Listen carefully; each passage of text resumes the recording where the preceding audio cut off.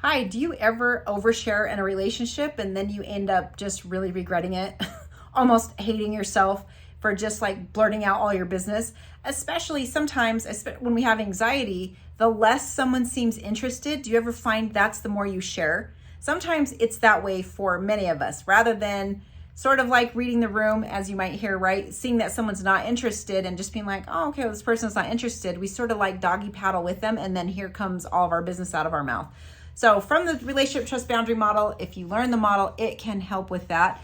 The trick is learning. We have lots of types of relationships, and every type of relationship is going to have a different level of sharing based off the type of relationship that it is. So we really wouldn't be sharing with a close friend the same as we would with someone who is more of an acquaintance, right? It needs to look different. So I would share different with an acquaintance, which would be less than I would share with someone who's considered my close friend. When we come from trauma, oftentimes our sharing looks exactly the same across the board, which means our best friend is getting just as much as a stranger is. This would be unhealthy levels of sharing based off relationship type. Also, when we come from trauma, it really seems like we have that one super tight, close best friend, and then we have a whole bunch of people who we used to be close with, but now we just don't talk to them anymore. That's another thing that's a byproduct of trauma, right? And sometimes it's because we let one person in, we give them all of our trust, we share all of our business, and then we get betrayed until we can't take it anymore. And then we just put them out, and then we're moving on to the next best friend, right?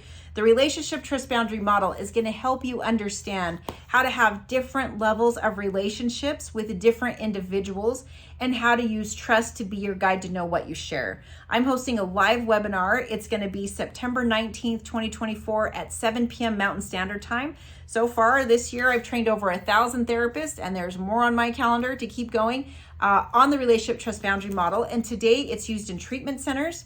It's used in individual sessions. It's couples counseling. I teach it at different conferences, but you don't have to be a therapist to learn how to use the model. You can find the book on Amazon.com. You can also join me for that life-changing live webinar, again, September 19th, 2024 at 7 p.m. Mountain Standard Time.